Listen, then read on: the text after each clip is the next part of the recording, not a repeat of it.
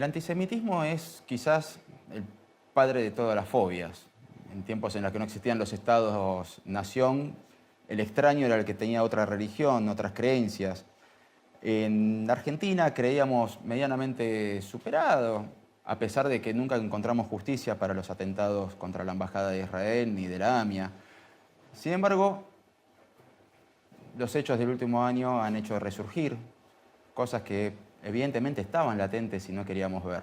A nivel global, el antisemitismo en todo Occidente ha crecido de una forma bastante inexplicable para los que vivimos en este mundo. Y para charlar de este tema es que hoy contamos con la presencia de Diana Sperling, filósofa de larga trayectoria y, bueno, miembro del flamante Foro Argentino contra el Antisemitismo, a quien ya le doy la bienvenida. Muchas gracias, Diana. Y bueno, preguntarte primero algo que está muy en boga últimamente. ¿El antisionismo no es antisemitismo? ¿Es así o no es así? El antisionismo es antisemitismo. El Estado de Israel ocupa en la época contemporánea y en el concierto de las naciones, digamos, el mismo lugar que ocupó el judío históricamente en el seno de las sociedades cualquiera. Se traslada al Estado de Israel la misma fobia, la misma, el mismo odio, lo podemos llamar de muchas maneras, pero además le suma algunas características particulares, porque de alguna forma, especialmente cuando el judío era perseguido, y especialmente después de la Shoah, cuando termina la Segunda Guerra Mundial, hay una ola de, diría yo, de una mirada más benévola hacia los judíos. Los judíos habían sido víctimas. Y entonces de algún modo se los perdonaba, se los toleraba. La palabra tolerar ya es bastante complicada, ¿no?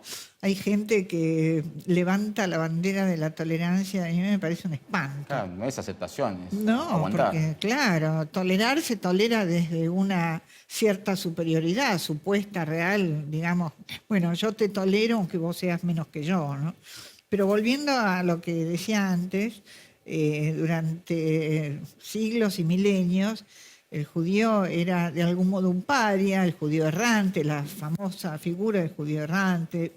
El judío no tenía patria, no tenía ley propia, no tenía casa propia, no tenía un territorio, y se lo, entre comillas, toleraba mal, bien, mejor, peor, con alguna condescendencia. Cuando ocurre lo que ocurre con el avance del nazismo y la Shoah, la masacre de 6 millones de judíos, produce, lo estoy haciendo en una síntesis hiper apretada y seguramente más que insuficiente, ¿no? Produce en algún momento en algunas conciencias europeas la idea de que, uy, qué macana que nos mandamos, qué pasó acá, cómo puede ser que la Europa ilustrada, el país más culto, más elevado, digamos, creador de muchísimos bienes culturales que agradecimos y seguimos agradeciendo, ¿no? Que ahí se cometa una barbaridad de tamaña envergadura. Entonces el judío tiene una especie de recreo, pasa un cierto lapso, en que el judío no solo es tolerado, sino que es compadecido y hasta cierto punto es admirado por haber pasado por esa experiencia tan terriblemente traumática. Lo que pasa es que 3 años después del fin de la guerra se crea el Estado de Israel.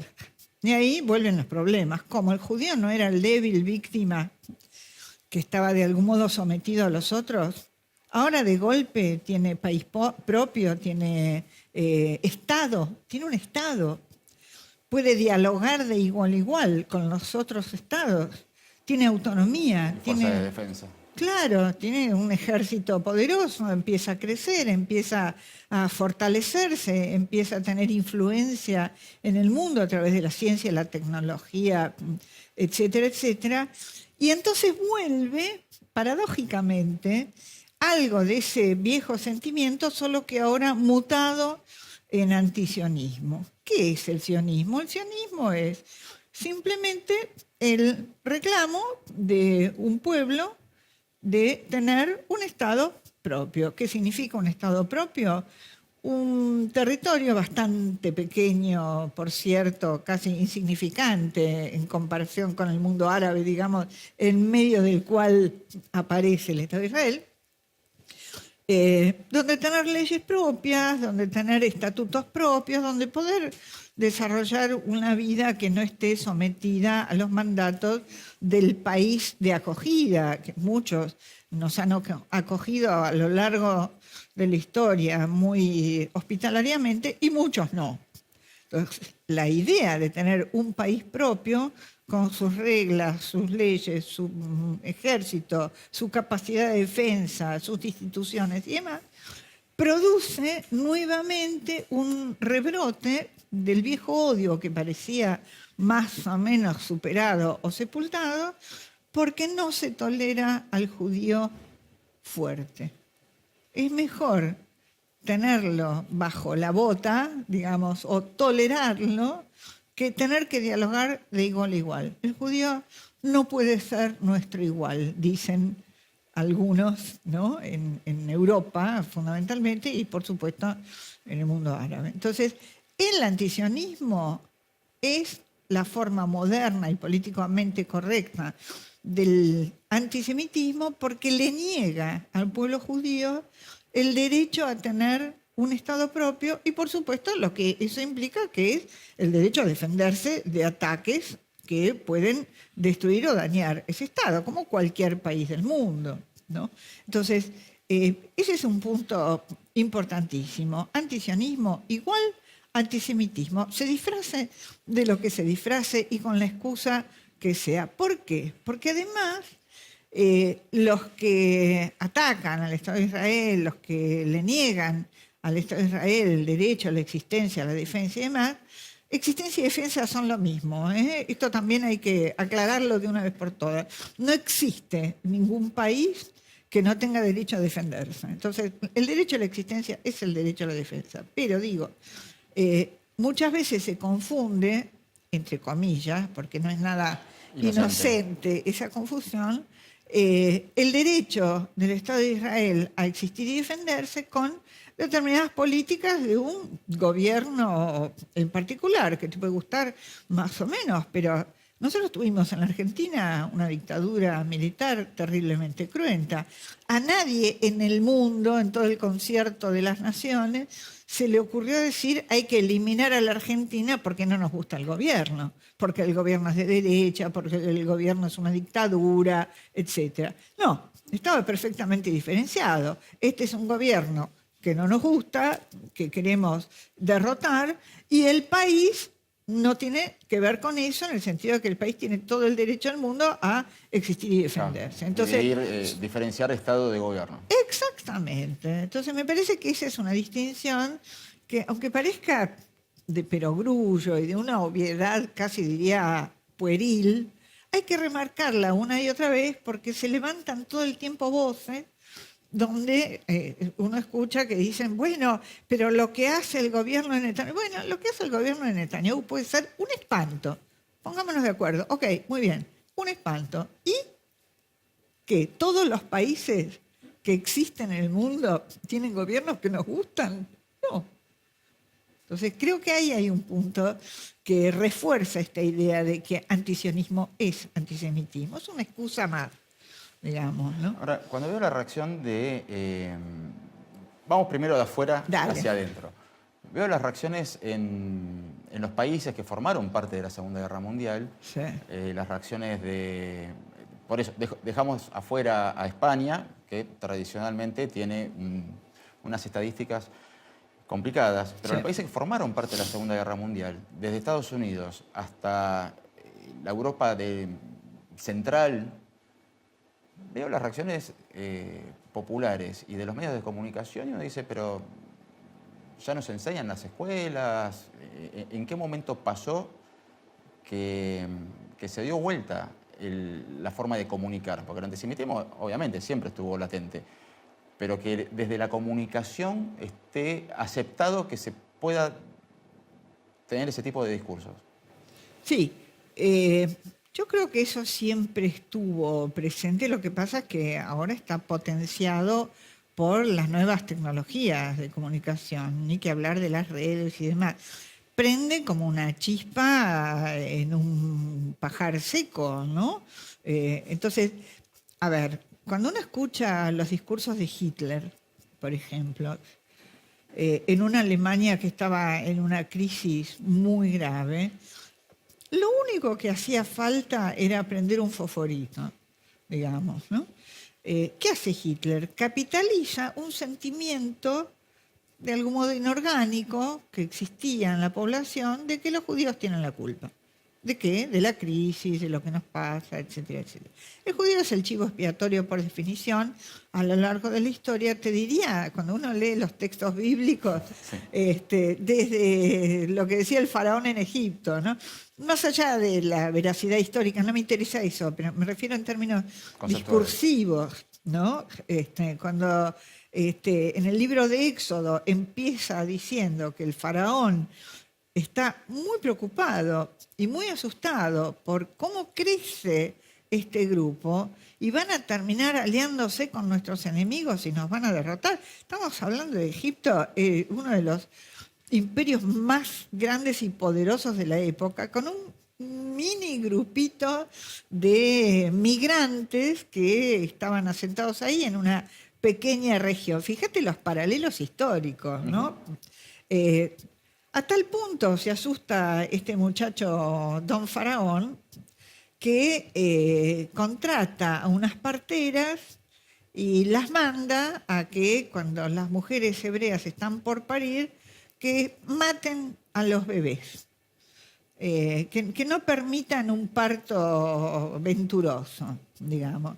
Bueno, estas dos parteras, Shifra y Puá, dos personajes muy interesantes en la historia bíblica, no cumplen con la orden y le dicen al faraón que no pudieron cumplir porque cuando ellas llegan a asistir al parto, las mujeres hebreas ya parieron por su cuenta y les fue bárbaro y todo bien. Pero me refiero a cómo esta figura mítica, ¿no?, de un soberano hiperpoderoso que le teme a un pequeño grupito, no sé si de esclavos o de trabajadores de golondrina o lo que fuere, ya ahí se empieza a fundar esta especie de fantasma, ¿no?, de fantasía del judío poderoso y amenazante.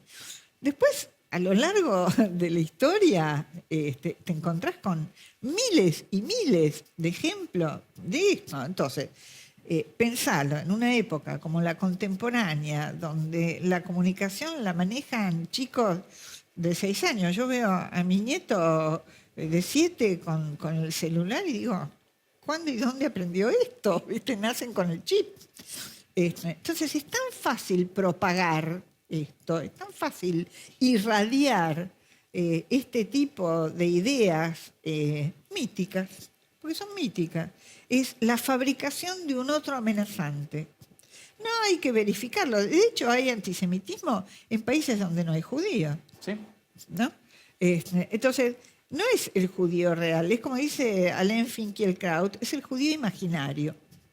Es la construcción de una identidad ficticia producida por miedos, sospechas, temores, necesidad de encontrar a alguien que tenga la culpa, aglutinar a la masa. Siempre para aglutinar a la masa el recurso más fantástico es decir, vamos todos contra ese, que es el que tiene la culpa de nuestros males.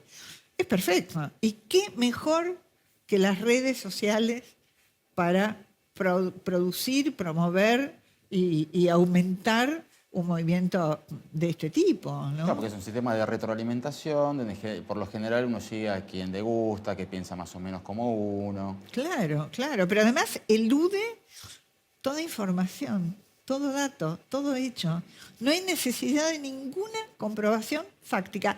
Es muy ¿Lo creo o no lo interesante. creo? Claro, es una adhesión absolutamente, diría yo, automática, subliminal, donde, bueno, ya está, ya lo tomo por cierto y no me tengo que preocupar, viste, las fake news son una cosa muy seria y en esto funcionan espectacular. ¿Por qué?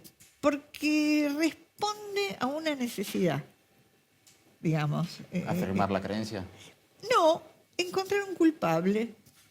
El humano, digamos, históricamente, y Freud nos enseñó bastante sobre esto, ¿no? Mira, hay una historia muy interesante. Uno de mis filósofos de cabecera es Emmanuel Levinas. Levinas, francés, lituano de origen, un filósofo judío que desarrolla su carrera en Francia. En el año, a fin del 33, quiere ir a estudiar fenomenología a Alemania con el capo de la fenomenología, que era Husserl, ¿no? Filósofo muy importante de la época. Va, judío Husserl, ¿no? Y resulta que a finales del 33 Husserl ya no está en la cátedra. ¿Quién lo reemplaza? Más ni menos que Mr. Heidegger, que ha asumido en el rectorado en el 33, bajo el régimen nazi, y da un semestre sobre Heidegger también, discípulo de Husserl. Entonces Levinas escucha las clases y al principio se fascina, dice, pucha, qué cabeza que tiene este tipo, qué brillante, qué genio. Y a medida que va escuchando, algo le empieza a sonar mal. Algo, viste, Levinas era un tipo, obviamente, de una formación y de un pensamiento sumamente complejo, muy sofisticado. Así Y que, algo no afinaba en esa claro, obra. percibía matices y se da cuenta de que ahí anida lo que después se va a llamar el huevo de la serpiente. Entonces escribe un textito que le publica la revista Sprit, una revista católica progresista, de vanguardia, texto hermoso, titulado Algunas reflexiones sobre la filosofía del hitlerismo. Entonces, por supuesto, todo el mundo se le tira en contra como, ¿qué tiene que ver filosofía con hitlerismo? Entonces explica Levinas en ese articulito, se puede googlear, así que el que tenga interés lo puede bajar, leer, que es una maravilla, es breve. Dice que el nazismo lo que hace es despertar sentimientos elementales del alma alemana.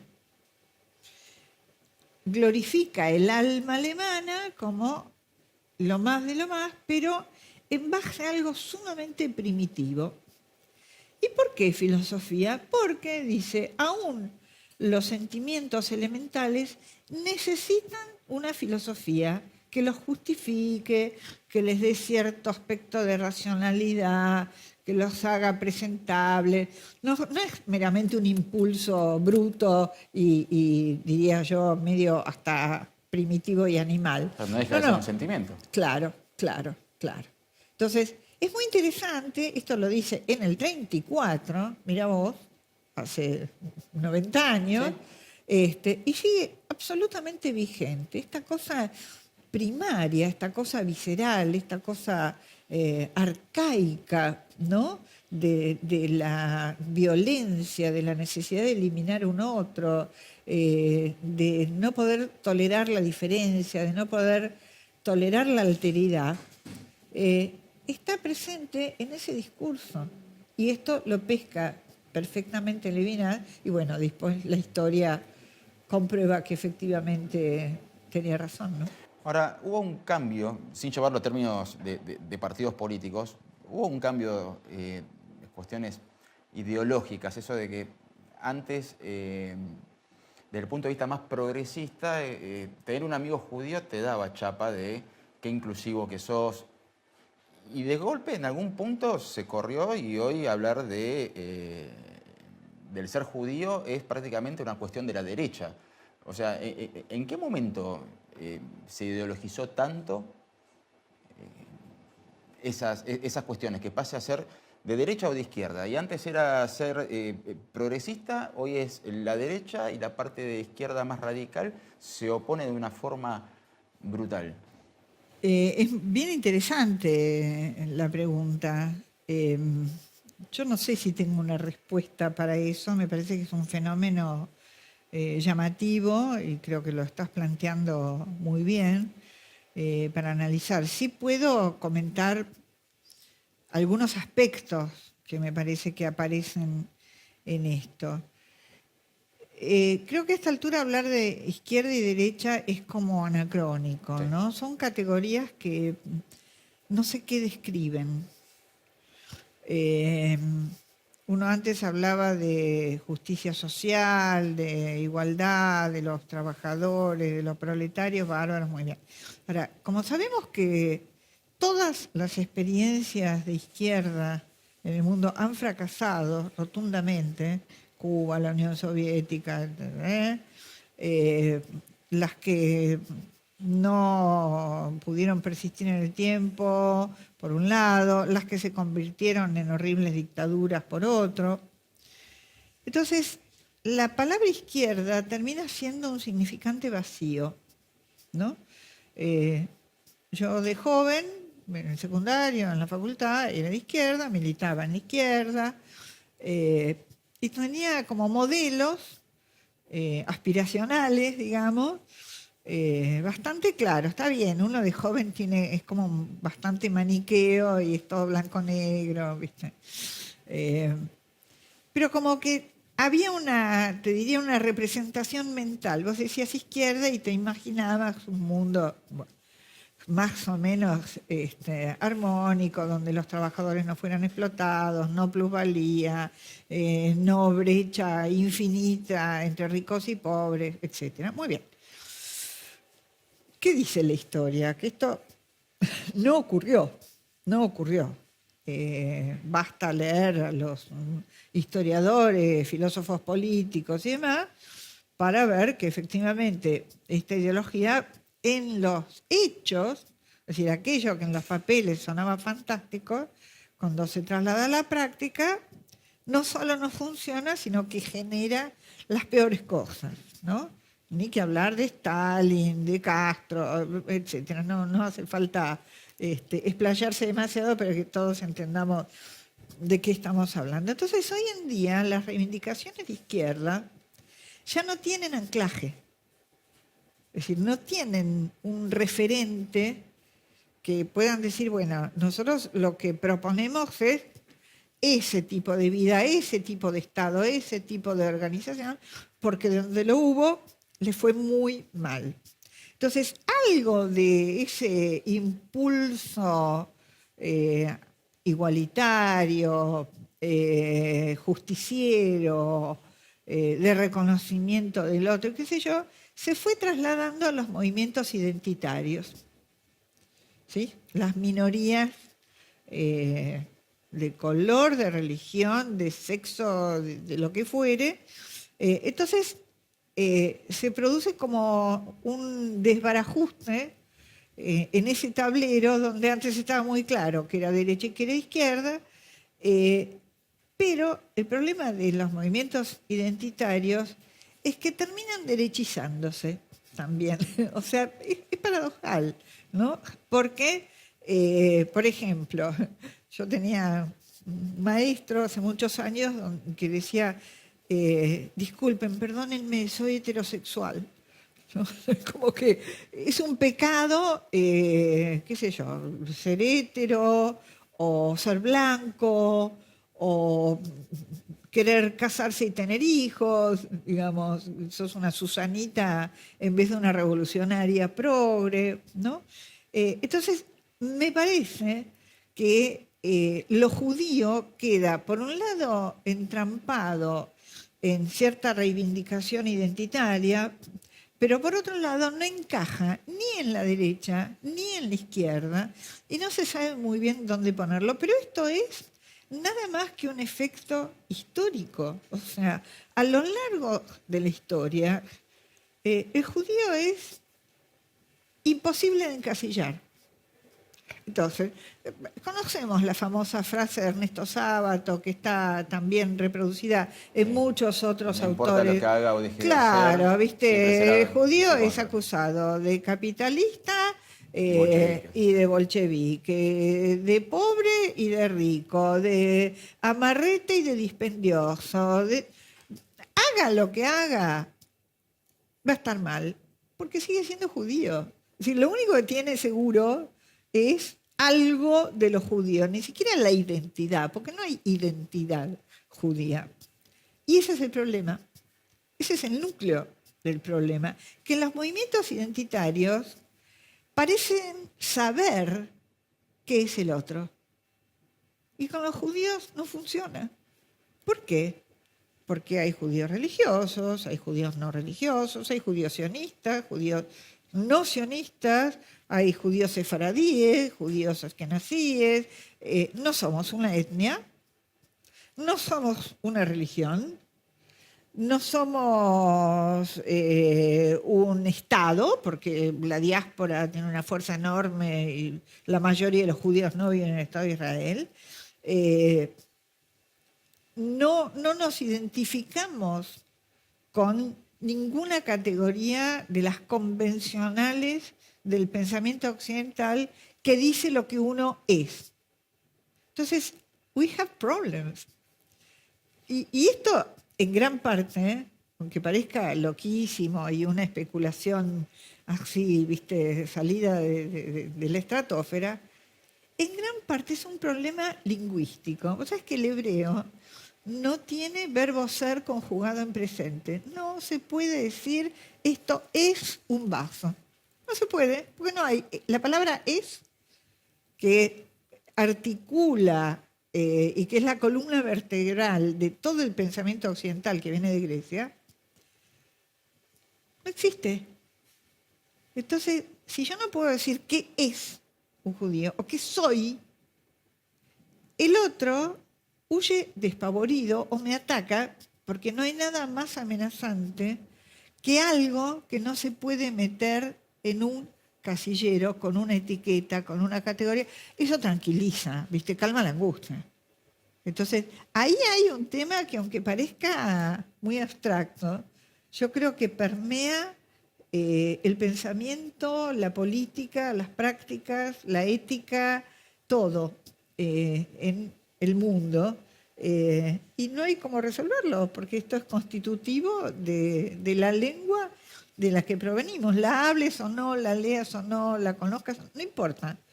Pero es una cultura que se forja a partir de la lengua hebrea. Un pensamiento no ontológico, no es un pensamiento del ser. Y ahí estamos jodidos, ¿viste? Diana, nosotros tenemos que ir a un pequeño corte, 2 minutitos, enseguida volvemos con más antisemitismo, hoy con la presencia de Diana Sperling. Ya venimos.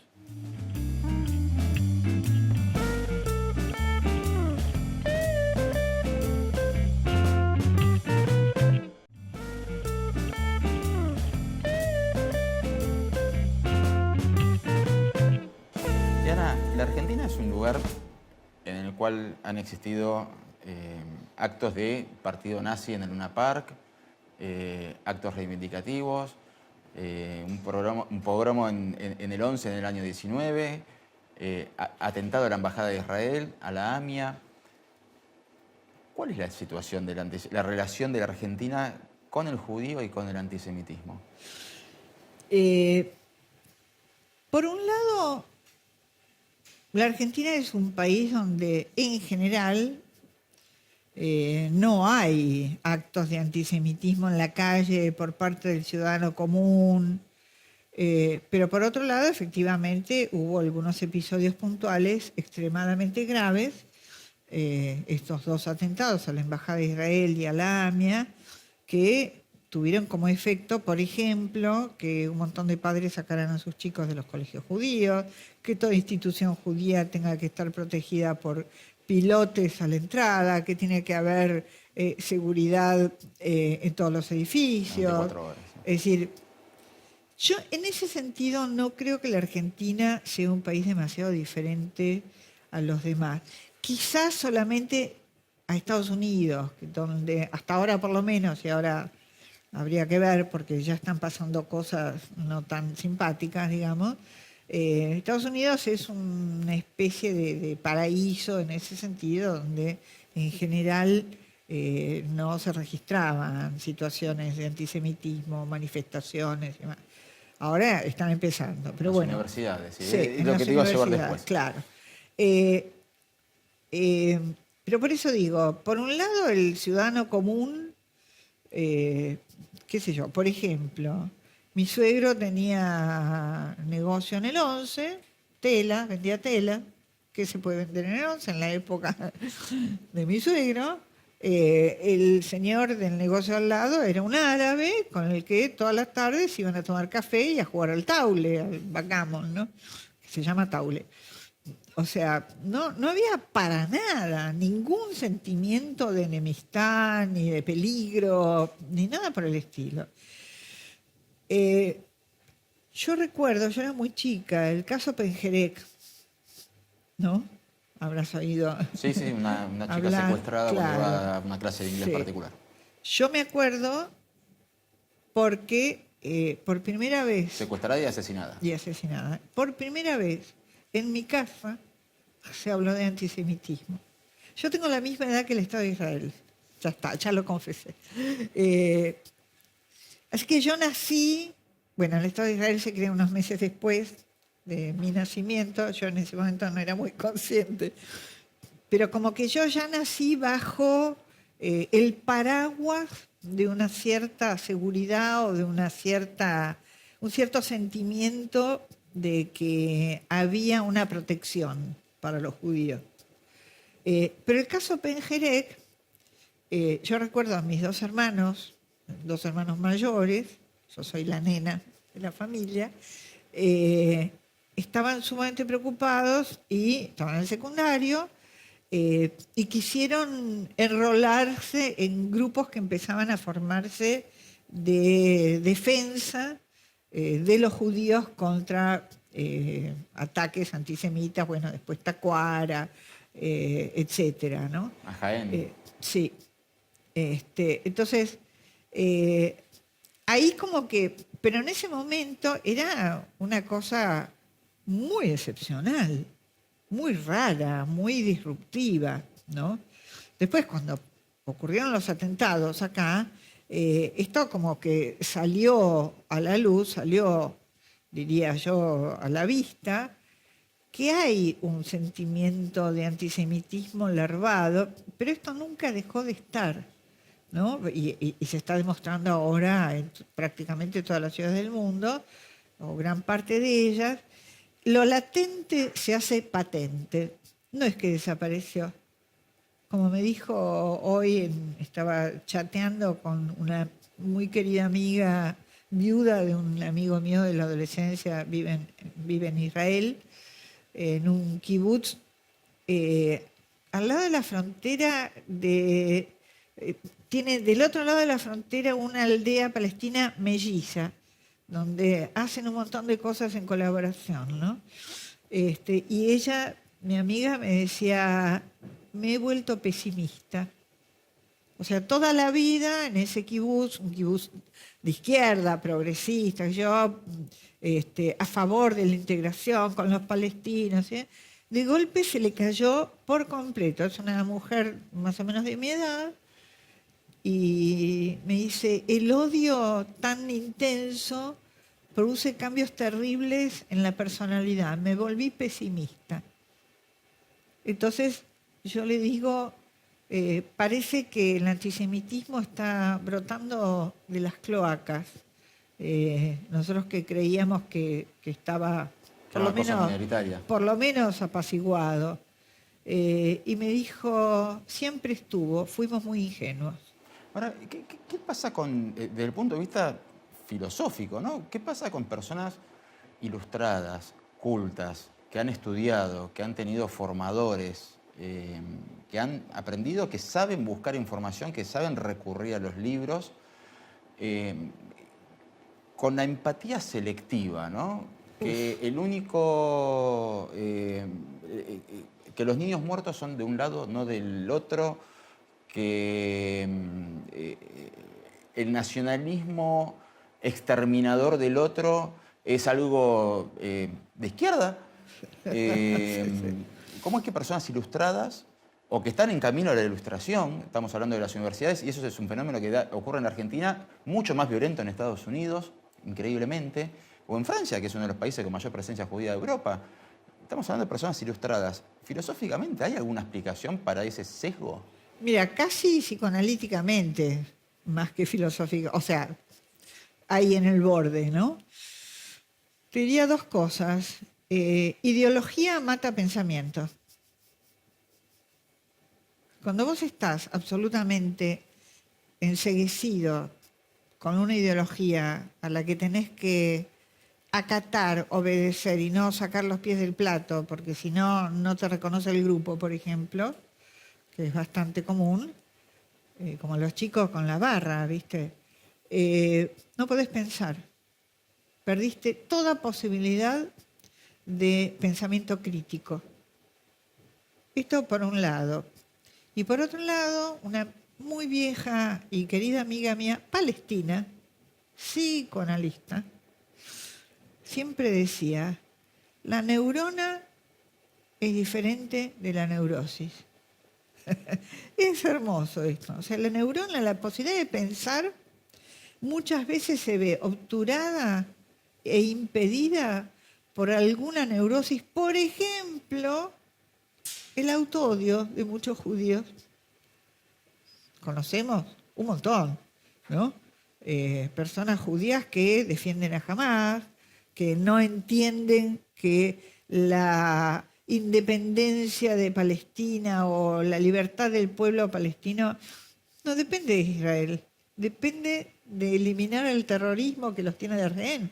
Tan simple como eso, pero es una verdad de perogrullo. ¿Qué les pasa efectivamente? Que no pueden pensar. Volvemos a lo de Levinas, a los sentimientos primitivos.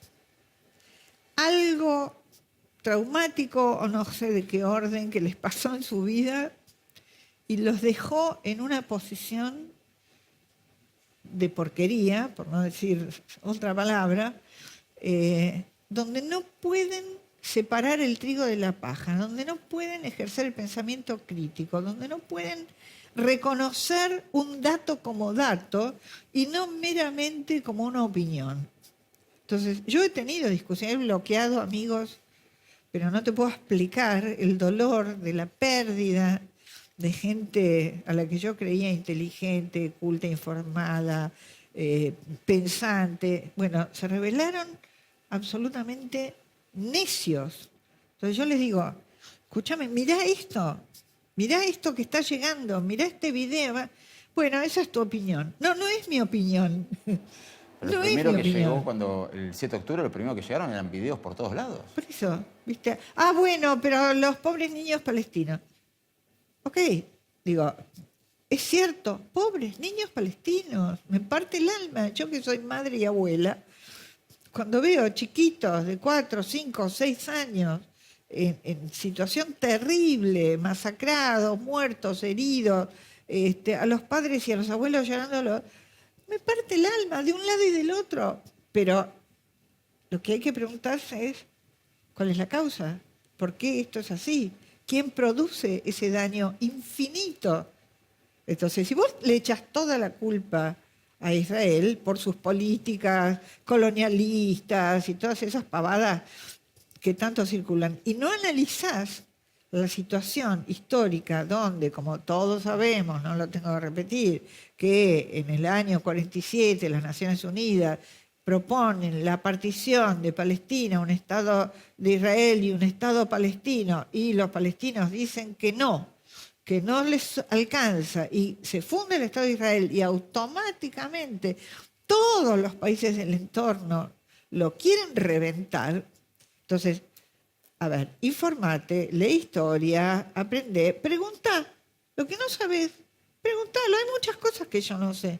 Me la paso escuchando, leyendo, asistiendo a conferencias, en fin, consultando.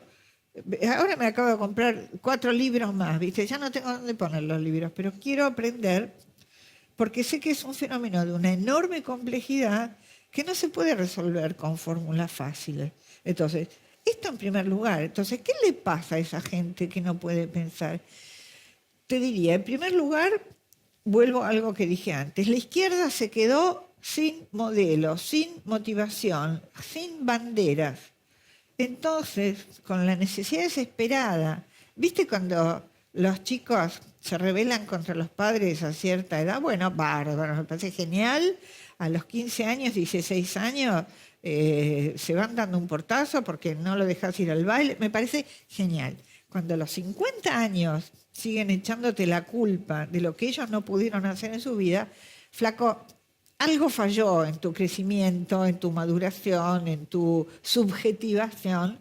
Fíjate qué te pasa, anda, analízate, etc. Entonces, digo, cuando la izquierda sigue repitiendo eslogans, lugares comunes y prejuicios que corresponden a los 70, eran los que yo levantaba cuando iba a las marchas, a las manifestaciones en mi adolescencia, sin ningún correlato en la realidad, entonces te quedaste en el tiempo, distorsionás la realidad para que se acomode a ese eslogan y perdiste toda capacidad de análisis.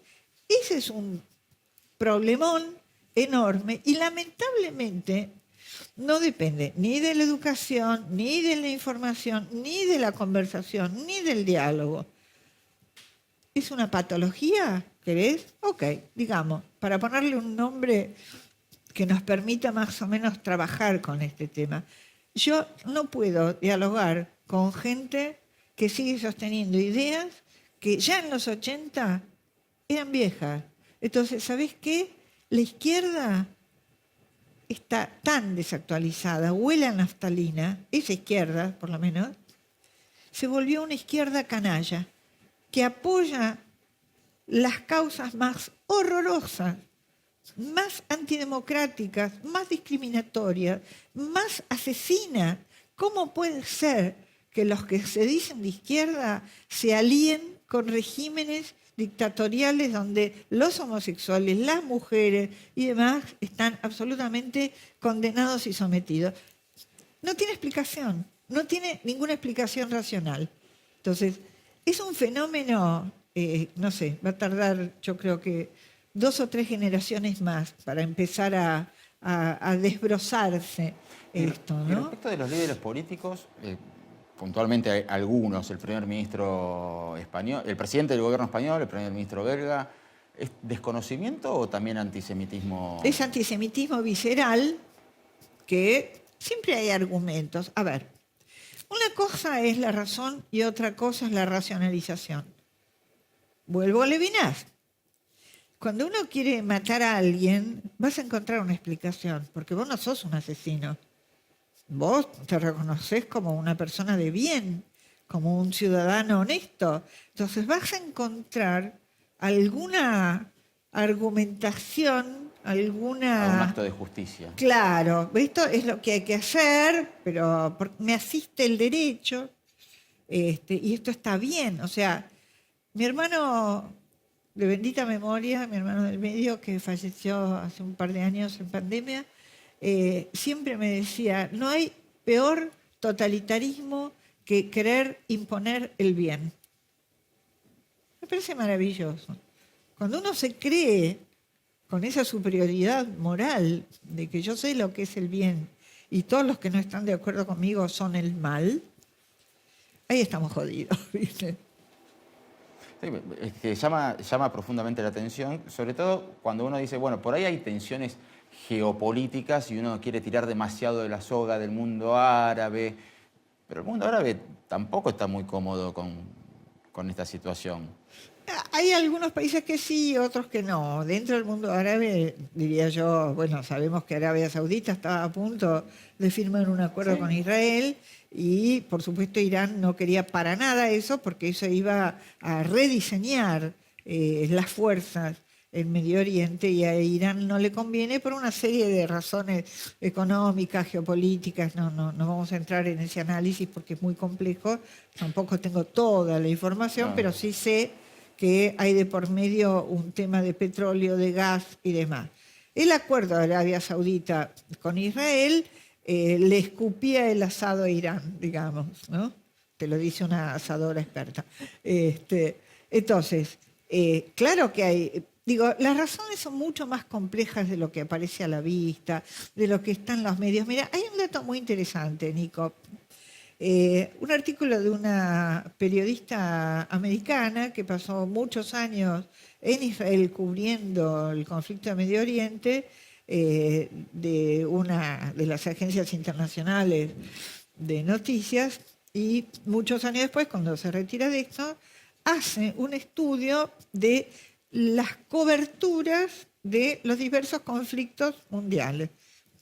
Cualquiera. Siria, Pakistán, África. Todo. Y llega a la conclusión, por los datos numéricos, de que la cobertura sobre Israel es 40%, es 40 veces superior a cualquier otra cobertura de cualquier otro conflicto. Entonces, dice, espera un poquito. Israel es un paísito de Morondanga, con una población de 6 millones de tipos, 7. ¿Tiene conflicto? Sí, tiene conflicto, igual que cualquier país, con sus vecinos, conflictos internos. ¿Por qué está en la mira Israel? Esto es el antisemitismo disfrazado de antisionismo, ¿no? ¿Por qué está siempre en la mira? Por ejemplo, corrupción. Y sí, hubo gobernantes y hay. De hecho, Netanyahu está con juicios por corrupción. Ahora, la corrupción de la autoridad palestina, ¿alguna vez leíste alguna notita suelta, pero nunca más investigó?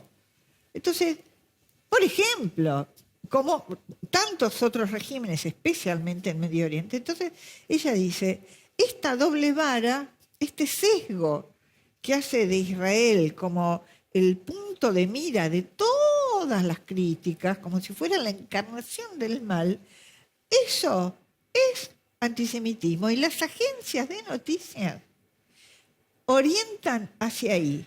Quiere decir que la prensa está absoluta y totalmente, no diría complotada, porque es una palabra muy fuerte, pero decidida a darle a Israel una visibilidad en los aspectos negativos que no le da a ningún otro régimen, por más dictatorial, criminal, asesino que sea.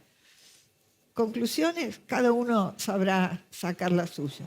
Bueno, Diana, la verdad que podríamos, creo, seguir en el programa que sigue, correrlo y seguir hablando, pero nos hemos quedado sin tiempo.